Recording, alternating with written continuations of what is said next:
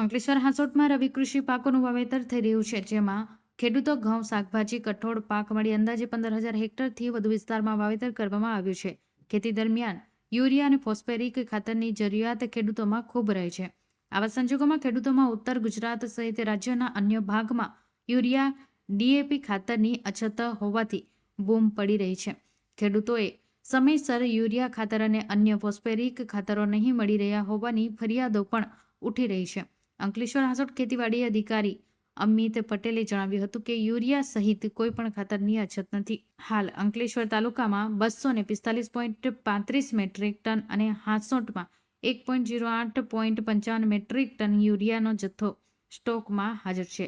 તો ખેડૂત અગ્રણી સંદીપ પટેલે જણાવ્યું હતું કે અમને કોઈ ખાતરની અછત જોવા મળી નથી. હાલ કમોસમી વરસાદ પાક નાશ થઈ ગયો છે, ત્યારે રવિ સિઝન અમારા માટે આશાનું કિરણ હતું. જો તેમાં ખાતરની કમી ના પડે તેવી આશા હતી, જે પૂરી થઈ છે. ખાતરની અછત થઈ નથી અને પૂરતા પ્રમાણમાં ખાતર મળી રહ્યું છે.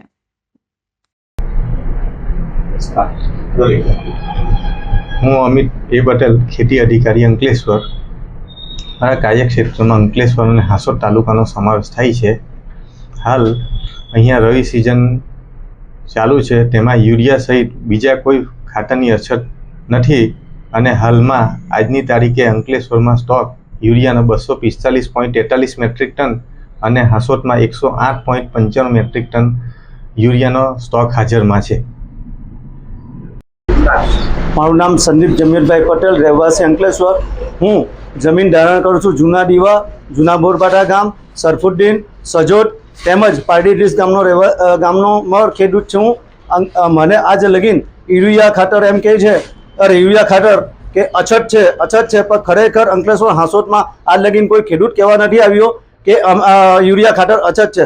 હર વખત અમને હંમેશા ચિંતન એગ્રોમાંથી યુરિયા ખાતર મળી રહે છે. મારું નામ ચિંતન મહેતા છે. અંકલેશ્વરમાં આવેલી ચિંતન એગ્રો સર્વિસનો હું પ્રોપ્રાઇટર છું. યુરિયા ખાતરમાં એવું હોય છે કે ચોમાસામાં ભેજ લાગે એમ જ યુરિયા ઓગળી જાય છે અને ત્યારે એનું પ્રોડક્શન ખૂબ જ ઘટી જાય છે. પણ આ ચોમાસામાં ચિંતન એગ્રો સર્વિસ અંકલેશ્વરમાં, ભરૂચ જિલ્લામાં, અંકલેશ્વરમાં, હાંસોટમાં કોઈ બી જાતની યુરિયાની અછત નહોતી. ખેડૂત મિત્રને એમની જમીન અનુસાર જેટલું યુરિયા એમને જોઈએ એટલું એમને મળેલ છે. અમારા ત્યાં કોઈ અછત હતી નહીં.